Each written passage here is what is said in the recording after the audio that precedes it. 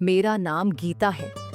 मैं कानपुर में अपने देवर मोहित, अपनी सास और अपने 2 साल के बेटे के साथ रहती हूँ। मेरे पति को गुजरे हुए अब 1 साल हो चुका है। एक सड़क दुर्घटना ने मुझे विधवा बना दिया और मेरी पूरी जिंदगी बदल गई। मेरे पति के जाने के बाद मैंने अपने आंसुओं को अपने तक ही सीमित रखा और घर की जिम्मेदारियों में खुद को पूरी तरह से झोंक दिया। घर का सारा काम, सास की सेवा और अपने बेटे की परवरिश, सब कुछ मैंने अपने कंधों पर संभाल लिया। मेरे देवर मोहित ही अब घर के एकमात्र कमाने वाले सदस्य हैं। वह सुबह से शाम तक मेहनत करते हैं ताकि घर चलता रहे। मेरी सास, जो दुख में टूटी हुई है, अक्सर मुझ पर अपने बेटे की मौत का इल्जाम लगाती है। वह कहती हैं कि मैं ही उनकी जिंदगी के सबसे बड़े दुख की वजह हूँ, लेकिन मैं हर बार यह सोचकर चुप रह जाती हूँ कि शायद यही मेरी नियति है। आज सुबह मेरी नींद एक अजीब से सपने से खुली। मैंने देखा कि मेरे पति मेरे सपने में आए हैं और मुझसे कह रहे हैं कि अब मुझे अपनी जिंदगी में आगे बढ़ जाना चाहिए, दूसरी शादी कर लेनी चाहिए। उन्होंने यह भी कहना शुरू किया कि मुझे किससे शादी करनी चाहिए, लेकिन तभी मेरे बेटे के रोने की आवाज से मेरी नींद टूट गई। मैंने उसे गोद में उठाया और उसे दूध पिलाने लगी।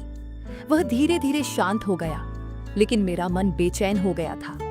बार बार वही सपना मेरी आंखों के सामने घूम रहा था और मैं सोचने लगी कि ऐसा सपना मुझे क्यों आया।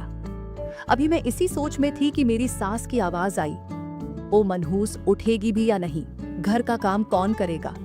मैं जल्दी से साड़ी ठीक करती हूँ और बाहर जाकर कहती हूँ, मम्मी जी, मैं आपके पोते को दूध पिला रही थी, इसीलिए देर हो गई। वह फिर ताना देती है, तुझे तो बस बहाने बनाने आते हैं। तभी मोहित वहां आ जाता है और कहता है, माँ, आप भी ना हर वक्त शुरू हो जाती हैं। जरा भाभी के बारे में भी सोचो। वो अकेले बच्चे को भी संभालती हैं और घर भी। लेकिन मेरी सास फिर जवाब देती है, तो क्या हम पर कोई एहसान कर रही है? ये तो उसी की वजह से हुआ सब कुछ। मेरा बेटा इसको खा गया। और मैं फिर अपने आंसू छुपाते हुए रसोई की ओर चली जाती हूँ। रसोई में आकर मैं अपने भाग्य को कोसते हुए रोने लगती हूँ।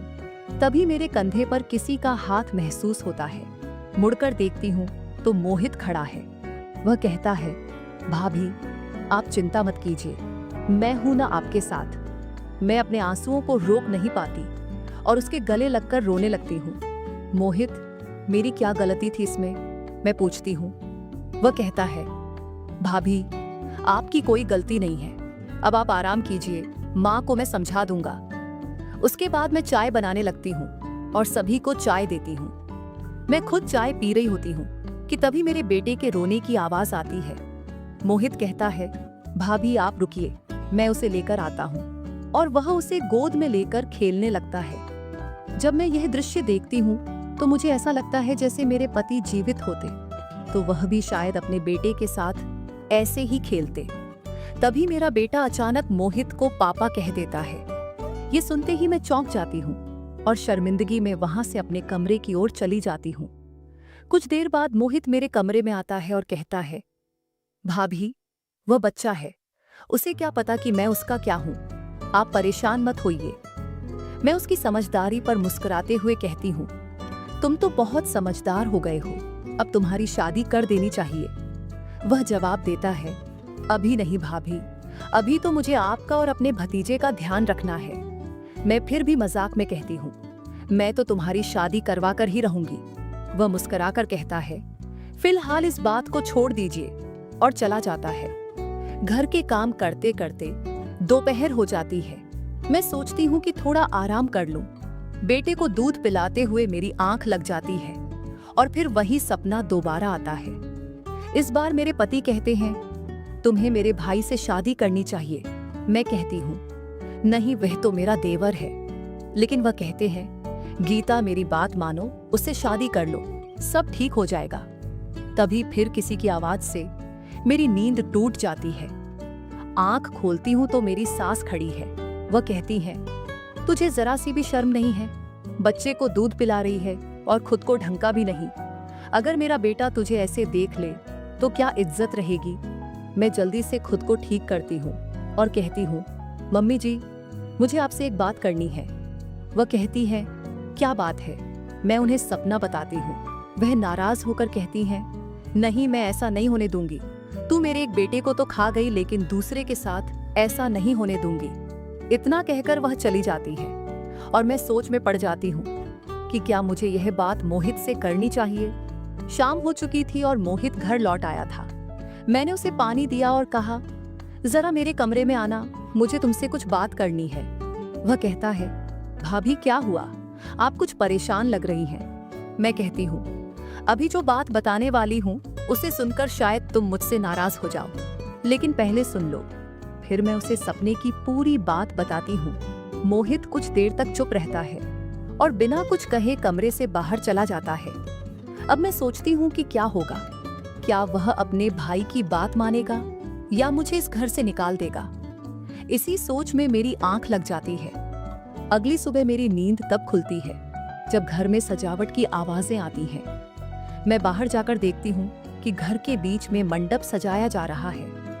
मैं चौंक कर मोहित के पास जाती हूँ और पूछती हूँ, ये सब क्या हो रहा है? वह मुस्कुराकर कहता है, भाभी, मैं अपने भाई की इच्छा पूरी कर रहा हूँ। मैं थोड़ी शर्माते हुए पूछती हूँ, लेकिन क्या तुम इसके लिए तैयार हो? वह कहता है, हाँ भाभी, लेकिन क्या आप भी तैयार हैं? मैं धीरे से कहती हूँ, हाँ, मैं भी तैयार हूँ। फिर हम दोनों यह बात मम्मी को बताते हैं। वह पहले विरोध करती है, लेकिन धीरे धीरे मान जाती है। मैं एक बार फिर दुल्हन की तरह तैयार होती हूँ, जैसे पहली शादी में हुई थी। मेरे मन में हलचल है, लेकिन साथ ही एक अजीब सी खुशी भी। मैं मंडप में जाती हूँ और सभी रस्में निभाकर अब अपने पति के भाई की पत्नी बन जाती हूँ। अब मेरे बेटे को उसके पिता का प्यार मिलेगा और मुझे भी एक नई शुरुआत करने का मौका।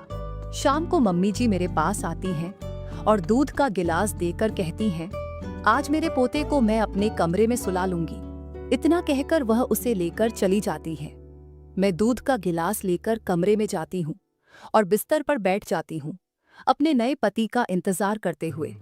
कुछ देर बाद मोहित आते हैं और मेरे पास बैठकर कहते हैं, गीता, आज मैं तुम्हें वो प्यार देना चाहता हूँ जिसकी तलाश में तुम अब तक अकेली थी। मैं शर्माते हुए उसकी आंखों में देखती हूँ। हम धीरे धीरे एक दूसरे के और करीब आते हैं और हमारे बीच एक नई शुरुआत होती है। तो दोस्तों, यह थी मेरी कहानी।